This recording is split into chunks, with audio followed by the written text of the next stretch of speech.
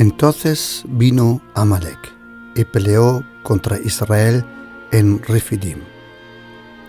Y dijo Moisés a Josué: escógenos varones y sal a pelear contra Amalec. Mañana yo estaré sobre la cumbre del collado y la vara de Dios en mi mano. E hizo Josué como le dijo Moisés, peleando contra Amalec. Y Moisés y Aarón y Hur subieron a la cumbre del collado. Y sucedía que cuando alzaba Moisés su mano, Israel prevalecía, mas cuando él bajaba su mano, prevalecía Amalec. Y las manos de Moisés se cansaban, por lo que tomaron una piedra y la pusieron debajo de él, y se sentó sobre ella. Y Aarón y Hur sostenían sus manos, el uno de un lado y el otro del otro, así hubo en sus manos firmeza hasta que se puso el sol. Y Josué deshizo a Amalec y a su pueblo a filo de espada.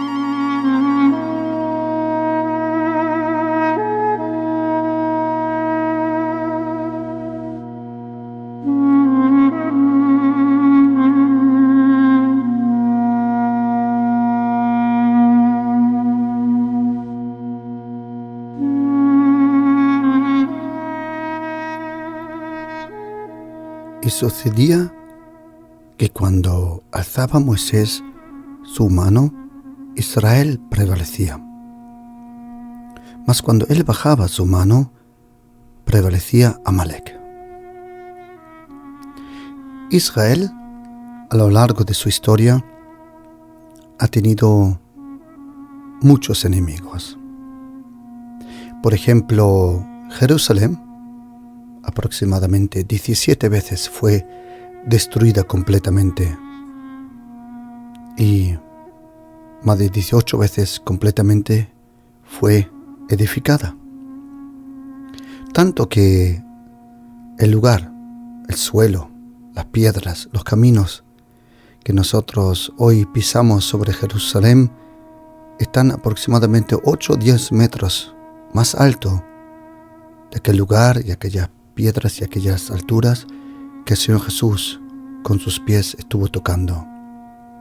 Hay pocos lugares en Jerusalén que el Señor tocó y sabemos que Él subió esta o aquella escalera y sabemos que anduvo este o aquel camino. Israel tuvo muchos enemigos. Si yo preguntaría hoy en día, ¿quién es el enemigo de Israel que más veces aparece en la palabra de Dios? Todos nosotros sabemos que eran los filisteos, porque había uno también entre los filisteos que era aquel llamado Goliat. Pero a lo largo de la historia Israel ha tenido muchos enemigos: los heteos, los amoritas, los amonitas, los amalequitas, luego griegos, romanos, asirios, babilónicos, caldeos, y tampoco que no se nos olvide los egipcios. Pero si nosotros leemos en la palabra de Dios, hay un pueblo que que Dios dice en su palabra: de generación a generación tendré lucha y guerra contra Amalek. Ese pueblo Amalek, los amalequitas, fueron aquellos que aquí en el pasaje que hemos leído, Éxodo, aquí en 17, lo hemos estado leyendo como Israel tuvo guerra contra ellos. Es interesante. Israel sale de la cautividad, librado por aquel que fue enviado por Dios, Moisés, su hermano Aarón y su hermana Miriam o María. Y dice la Biblia que a los 430 años de salir de la cautividad, se encuentran con este pueblo.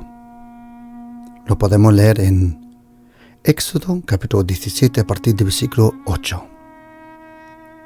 Y dice: entonces vino Amalek y peleó contra Israel en Refidim.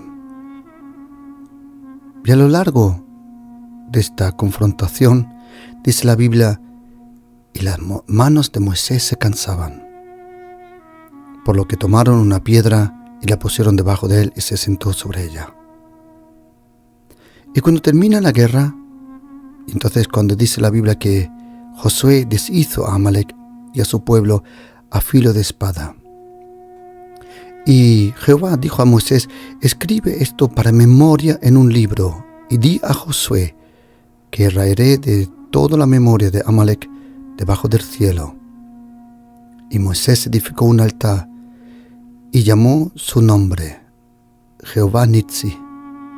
Y dijo: por cuanto la mano de Amalek se levantó contra el trono de Jehová, el Señor tendrá guerra con Amalek de generación en generación. ¿Sabes, querido? De todos los enemigos que tuvo Israel, todos los enemigos, los filisteos, los amonitas, los moabitas, todos atacaron a Israel. Pero había un pueblo que atacó el trono de Dios. Es el único pueblo que intentó tocar la autoridad de Dios. Todos los otros pueblos atacaron a Israel y a sus reyes, pero había un pueblo que aquí nos dice que tocó y quiso tocar el trono de Dios. Y es el único pueblo donde dice Dios: de generación en generación, eternamente, tendré guerra contra Amalek. Fue Amalek la razón que en un momento el primer rey de Israel, Saúl, él tuvo una confrontación contra Amalek. Y Dios dijo: bórralos completamente. Pero la Biblia dice que Saúl tomó de los bienes de Amalek y lo escondió. Y por eso dice la Biblia que Dios dijo: basta, hasta aquí hemos llegado. Este pueblo de amalequitas, que representa la carne, la carnalidad, la brujería, la hechicería, y era un pueblo cobarde, porque Amalek, la Biblia, si tú lees en la palabra de Dios, te das cuenta que Amalek tenía una estrategia muy, muy sucia de atacar a los pueblos, y era atacar por atrás y siempre a los ancianos y a los niños. En un momento cuando David, con su ejército, él va a la guerra, 1 Samuel capítulo 30, dice la Biblia que Amalek, cuando los hombres de guerra no estuvieron en la ciudad, vinieron y se llevaron cautivo a todo el pueblo y a todas las familias de David y de sus héroes. Los amalequitas eran un pueblo cobarde. Y dice la Biblia que a los 430 años salió el pueblo de Dios de la cautividad de Egipto. ¿Sabes qué es interesante, querido? Que Egipto al principio no fue una tierra de cautividad, sino fue una tierra de bendición. ¿Por qué? Dios el Padre, en su sabiduría, envió un hombre. La verdad que lo envió de una forma bien rara, pero lo envió a José. Y José, a lo largo de los años, en un momento, es el príncipe. Detrás del faraón, el príncipe, el primer ministro allí en Egipto. Y su familia en Canaán, su familia allí, su papá Jacob y sus hermanos, estaban pasando hambre. Y Dios el Padre, sabiendo que iba a venir esa hambre y ese trato de Dios, Él envió a José en antemano a Egipto. Lo podemos leer en Salmo 105, 107. Y dice que lo envió en antemano. Y Dios el Padre usó a José en Egipto para proteger y darle vida a las familias. Aproximadamente 75 almas fueron los que bajaron de Canaán, de la familia de Jacob, para estar allí con José. Pero aquella tierra, que al principio era tierra de bendición, se convirtió en una cautividad.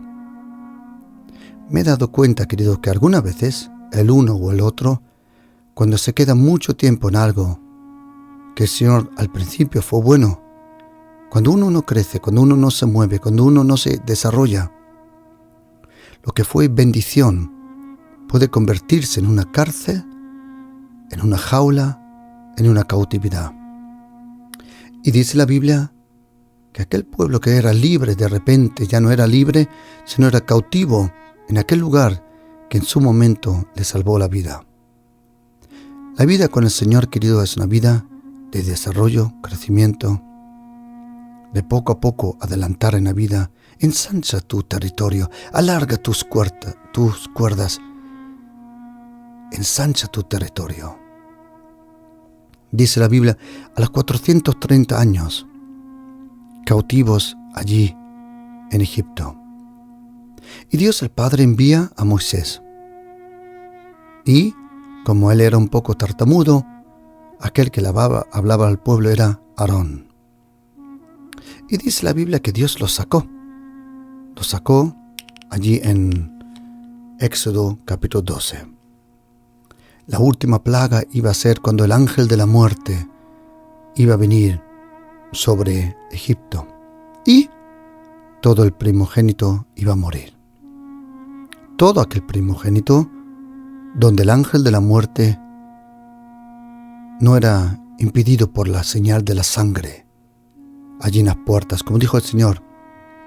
Coger un cordero por cada familia, coger de su sangre y tenéis que marcar las puertas, los marcos, los tinteles de la puerta. Y cuando venga el ángel de la muerte y vea esa señal, no va a entrar. ¿Sabes, querido oyente? El ángel de la muerte, el ángel de la destrucción, el poder diabólico, demoníaco, cuando vea a tu casa, se acerca, ve la marca que el Espíritu Santo ha hecho con la sangre de Jesucristo. Porque si la sangre de un cordero podía proteger una familia, ¿cuánto más la sangre del Mesías protege nuestras familias? Los demonios tienen miedo de la sangre de Jesucristo, su preciosa sangre que nunca pecó, su preciosa sangre que nunca fue contaminado con el pecado. La sangre de Jesucristo nos lava. Apocalipsis 1, versículo 5. La sangre de Jesucristo limpia nuestra conciencia. Hebreos 9, del 1 al 14. La sangre de Jesucristo nos compró. Hechos 20, versículo 28. Y la sangre de Jesucristo incluso vence al diablo. Apocalipsis 12, versículo 10 y 11. Y la han vencido por la sangre del Cordero. La sangre de Jesucristo nos abre el camino al Padre. Hebreos 7. La sangre de Jesucristo nos purifica. Hebreos 7, Hebreos 8, Hebreos 9, Hebreos 10. Hay poder en la sangre de Jesucristo. La sangre de Jesucristo nos protege. Y cuando vino el ángel de la muerte, vio la marca allí en Egipto, la sangre de un cordero inocente. No pudo entrar en las casas. Y el pueblo de Dios salió. En aquella misma noche salió. Y dice la Biblia en Éxodo 13, versículo 17. Y luego que Faraón dejó ir al pueblo, Dios no lo llevó por el camino de la tierra de los filisteos que estaba cerca, porque dijo Dios, para que no se arrepiente el pueblo cuando vea la guerra y se vuelve a Egipto. ¿Sabes lo que me da gracia? El pueblo no quería guerrear contra los filisteos, y por no querer guerrear contra los filisteos, no pudo tomar el camino más corto. El camino de Egipto, del lugar donde estaba el pueblo de Dios, a la tierra prometida, eran 11 días. 11 días de desierto, más no. Pero ¿sabes qué, querido? Dios el Padre dice aquí, no lo pudo llevar por el camino más corto. Querido, en el camino más corto, o el camino más corto se llama obediencia, valentía. Pero en el camino más corto también hay enemigos. Y Dios el Padre dijo, lo voy a llevar por otro lugar, no sea que al ver la guerra se arrepienten. ¿Sabes, querido? Por no querer luchar contra los filisteos, tuvieron que luchar contra un pueblo mucho peor, que fue contra los amalequitas. Tú en ningún momento de la Biblia vas a oír que alguien de los ministros de Dios, de los profetas, estuvo en una cumbre orando cuando se luchaba contra los filisteos, cuando se luchaba contra los moabitas, editas, amonitas, pero sí contra los amalequitas, porque los amalequitas eran mucho más peligrosos que todos los otros pueblos.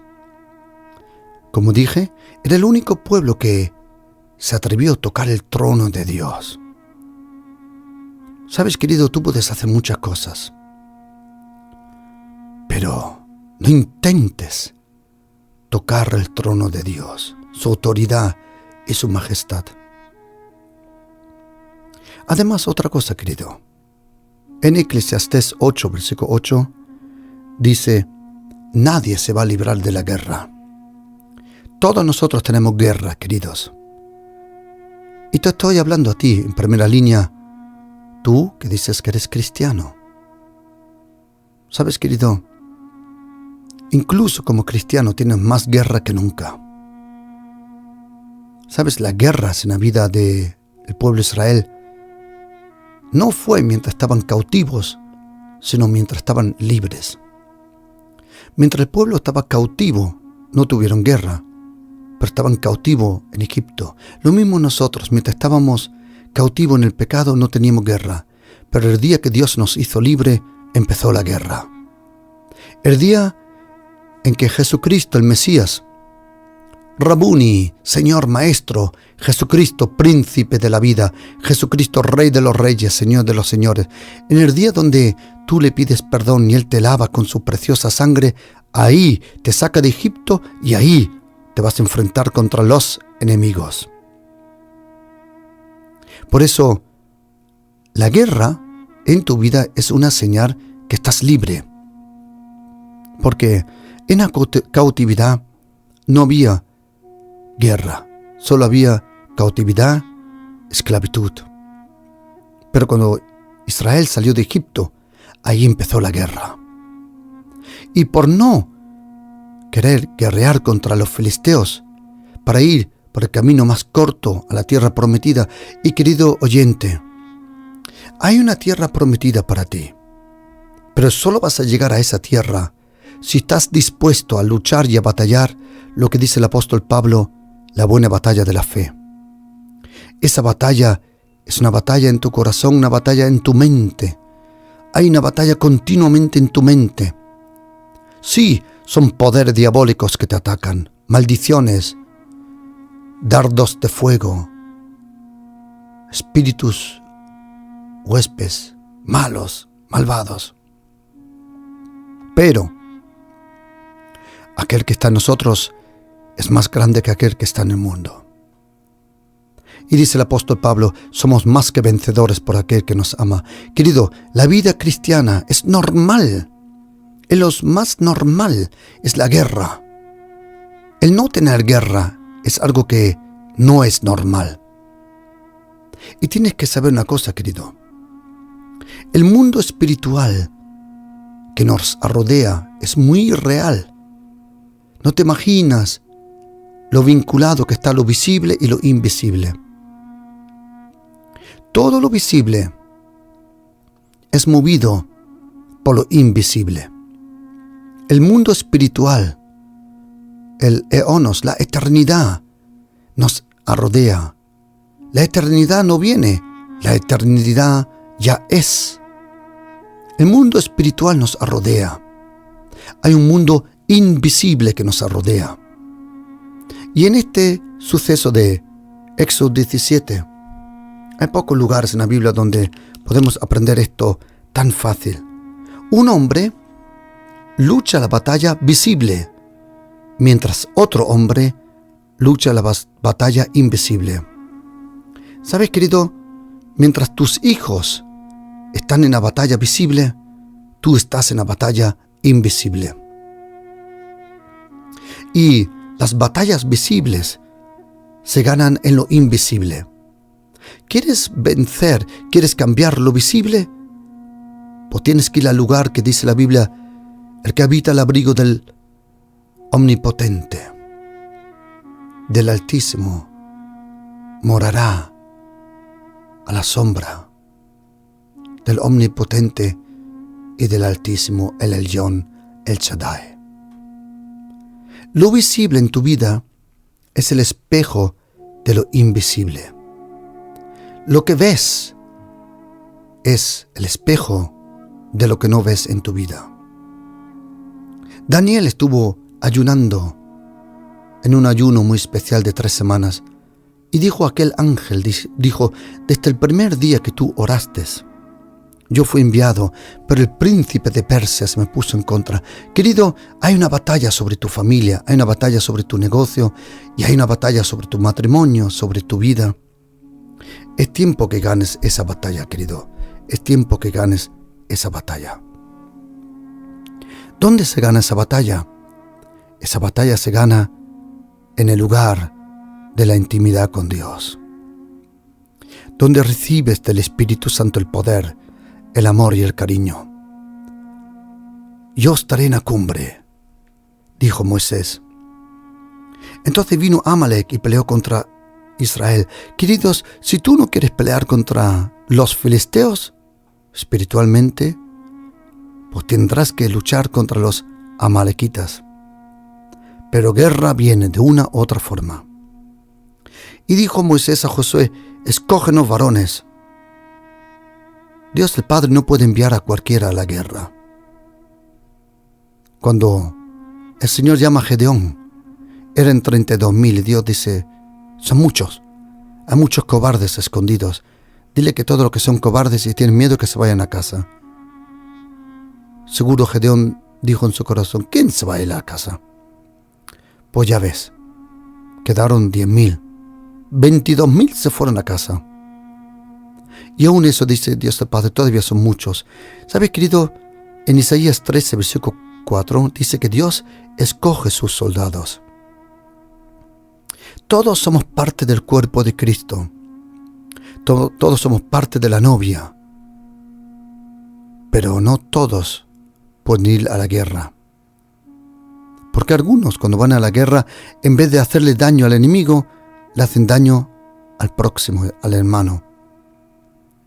Pero cuando Dios quiere hacer algo grande, fuerte, Él escoge Marines, Green Berets, las COES, un grupo de operaciones especiales, o como a mí me encanta decir, un grupo de oraciones especiales. Y dice aquí Moisés, dice, escógenos varones y sal a pelear contra Amalek.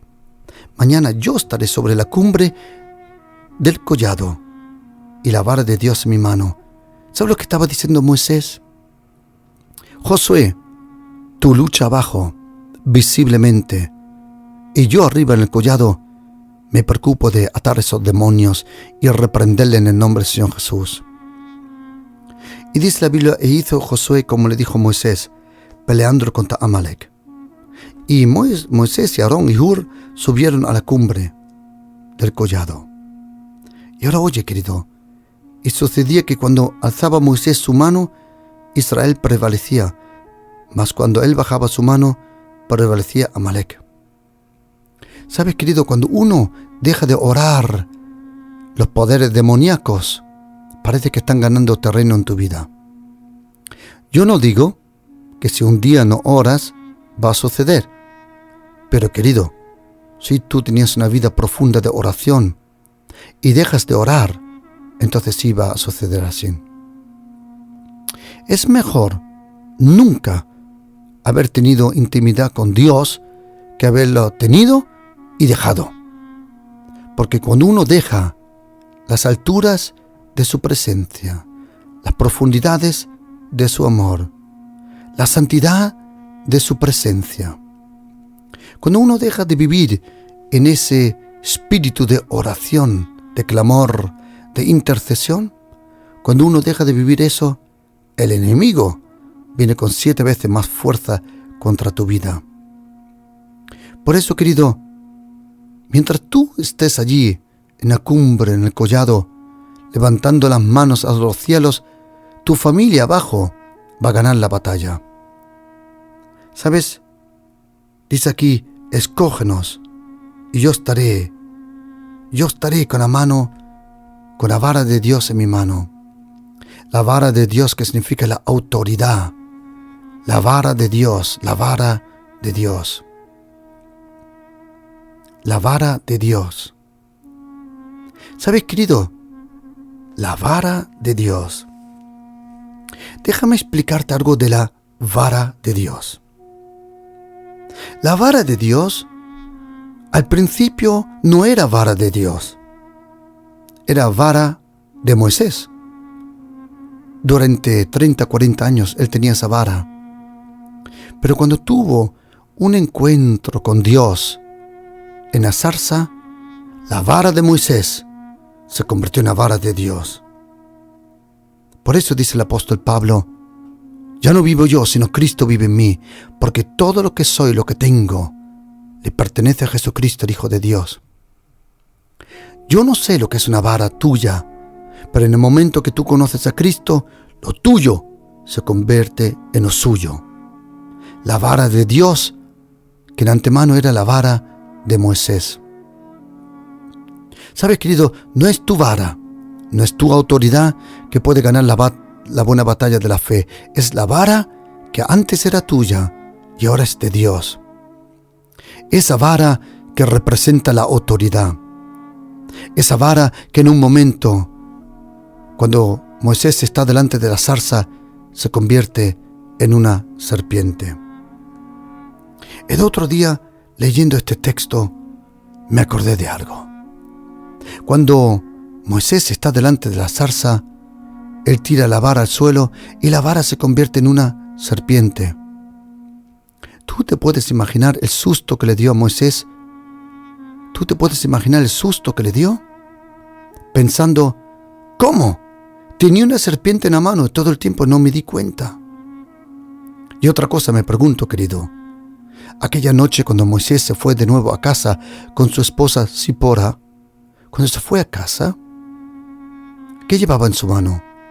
La vara. Yo te confieso una cosa, yo no podía haber dormido en aquella noche, porque imagínate que yo estoy acostado y pienso todo el tiempo, ¿y qué pasa si esa vara se convierte otra vez en una serpiente y me muerde de noche? ¿Querés oír una cosa, querido? Lo que es de Dios no te va a mordir. Lo que es de Dios no es contra ti, sino contra el enemigo. Si Dios está con nosotros, ¿quién contra nosotros? Y otra cosa estuve pensando sobre la vara. La vara simboliza autoridad. ¿Sabes lo que a mí me encanta? Que cuando Moisés se presenta delante del faraón, Él echa esa vara al suelo y se convierte en una serpiente. ¿Y sabes qué, querido?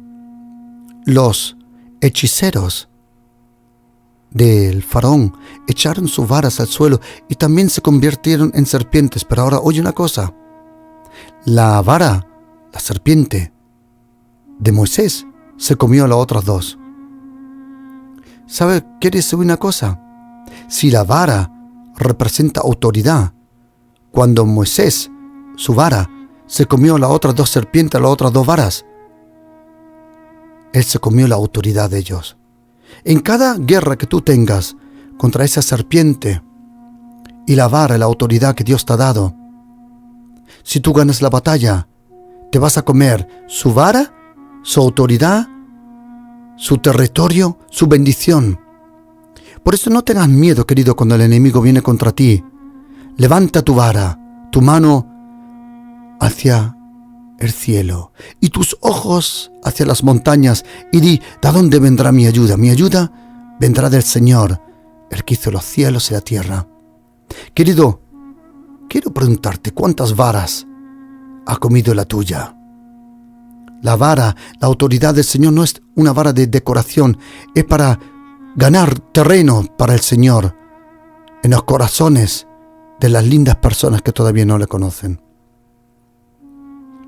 Y dice la Biblia que Moisés levantó su vara. Levantó su vara. Había otra vara de almendro, que era la vara de Aarón. Y en un momento, el pueblo primero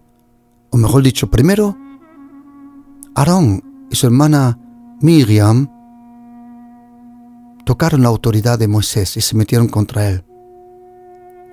Y dijeron, bueno, la verdad que era una excusa, pero dijeron: ¿por qué Moisés tiene a una cuchita? Cuchita era una señora del norte de África. Parece que su esposa Zipora murió y Moisés se casó con una cuchita.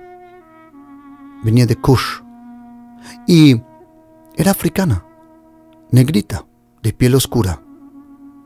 Y parece que la hermana de Moisés, Miriam, y su hermano Aarón, en verdad ellos dijeron: ¿por qué el Señor solo va a hablar a través de Moisés? También habla a través de nosotros. Nosotros también somos sus profetas. Pero eso no lo dijeron en primera mano, sino ellos dijeron: ¿por qué estás casado con una africana? Y dice la Biblia que le cayó a Dios muy mal.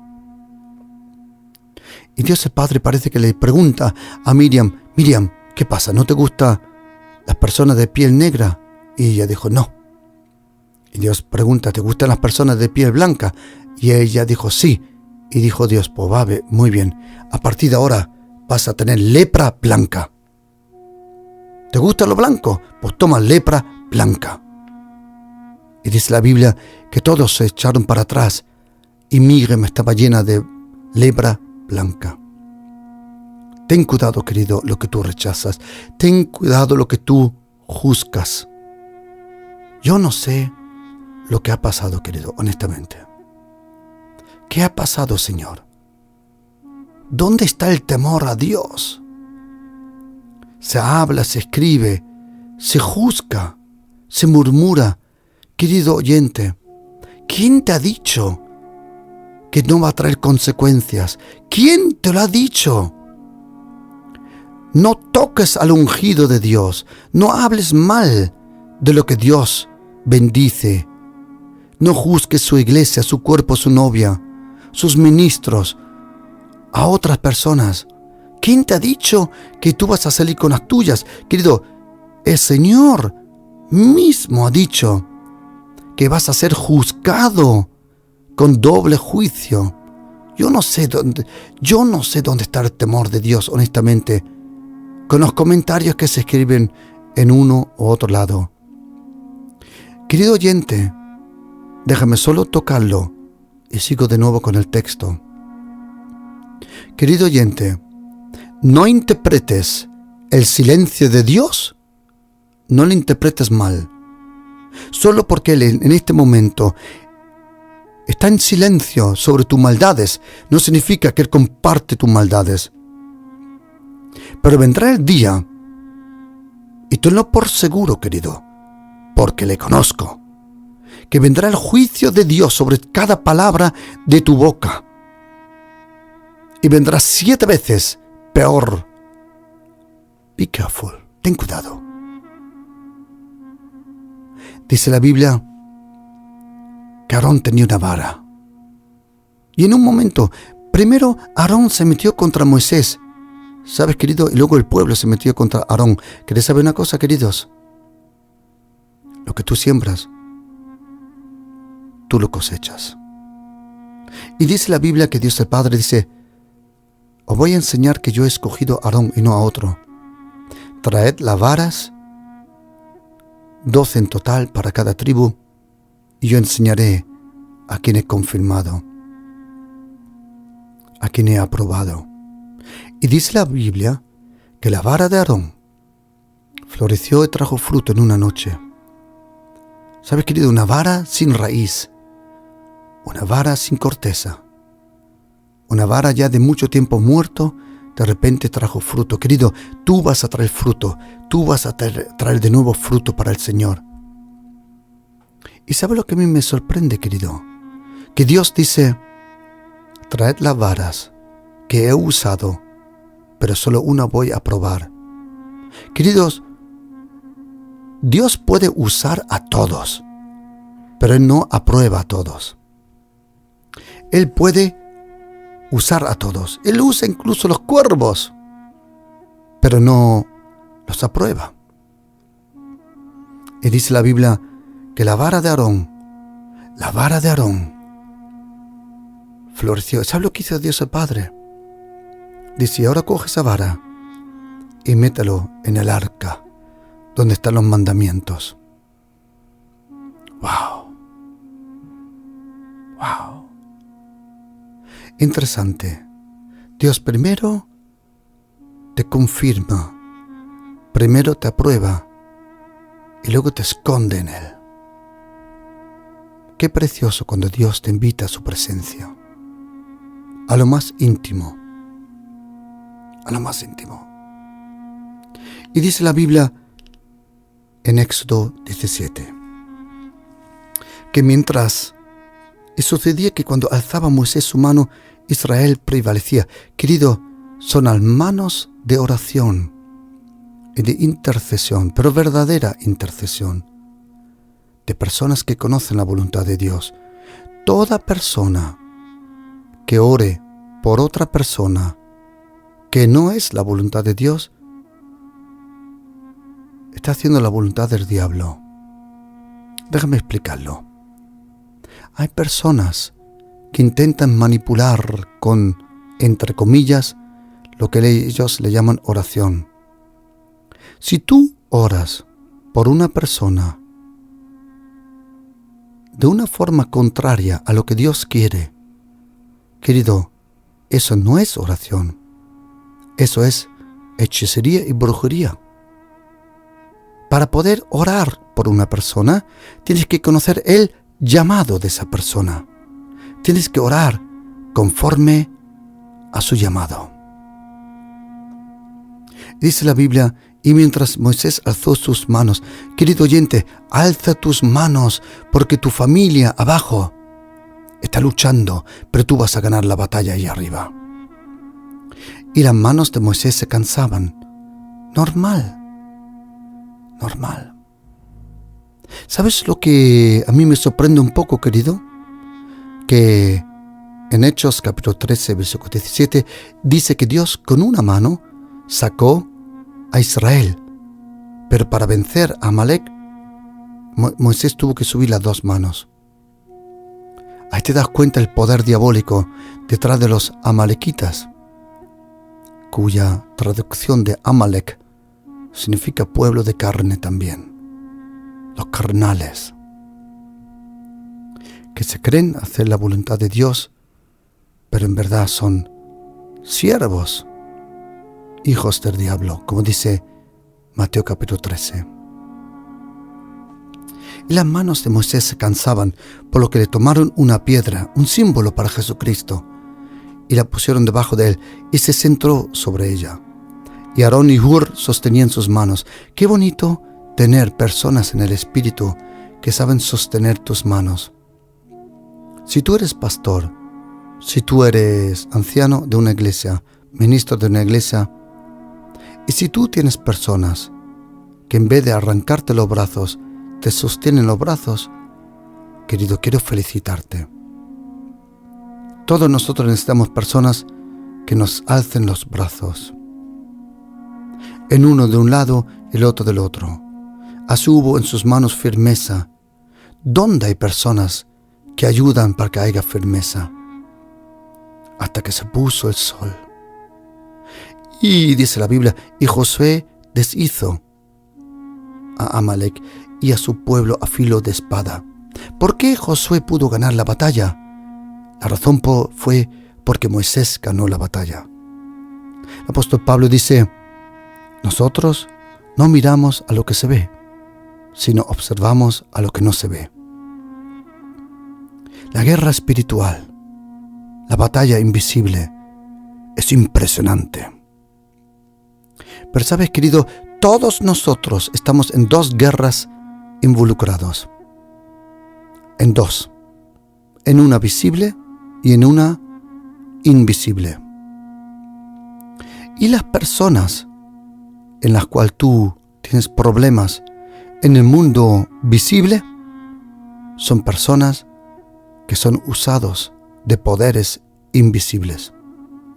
Pero tranquilo, tú tienes el poder y la autoridad de atarlo en el nombre del Señor Jesucristo.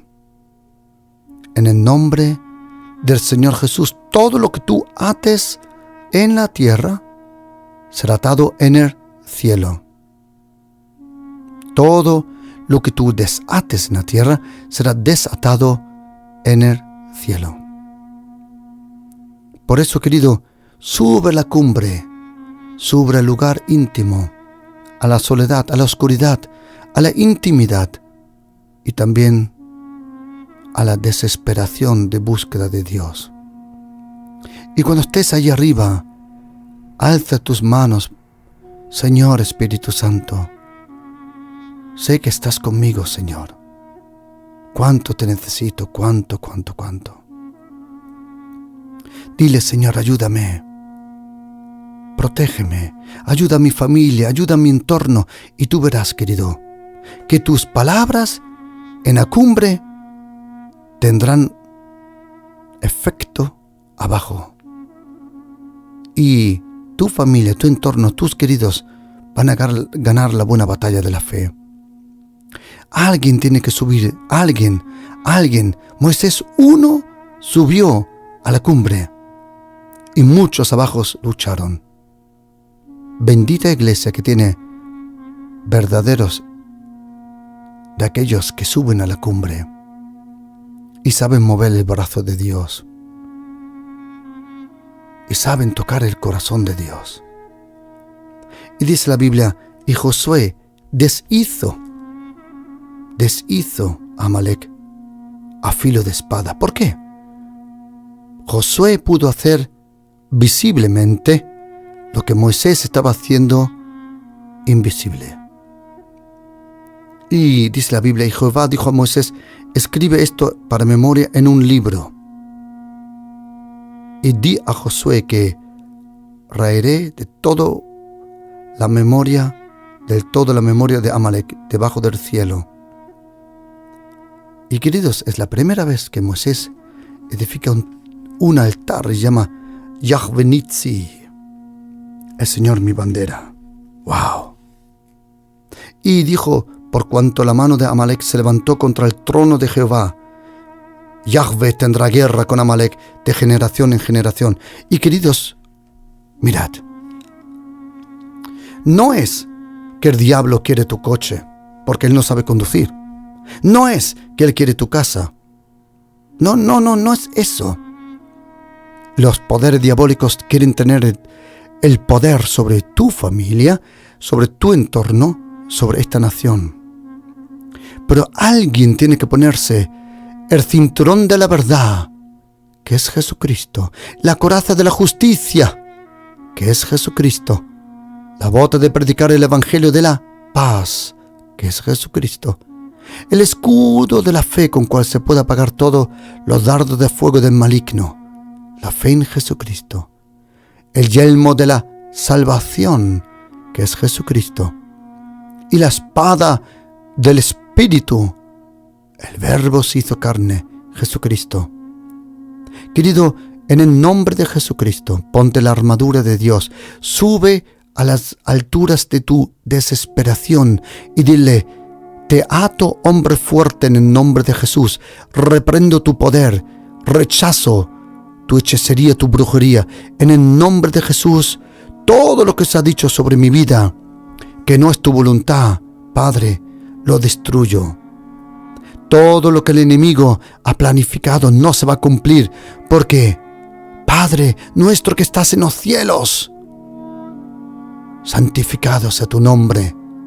Tu reino venga con poder, tu voluntad se cumpla en la misma forma como se cumple en los cielos, aquí también en la tierra. El pan nuestro necesario, dánoslo hoy. Y perdónanos, querido Padre, los pecados, las deudas que tenemos, porque nosotros también perdonamos.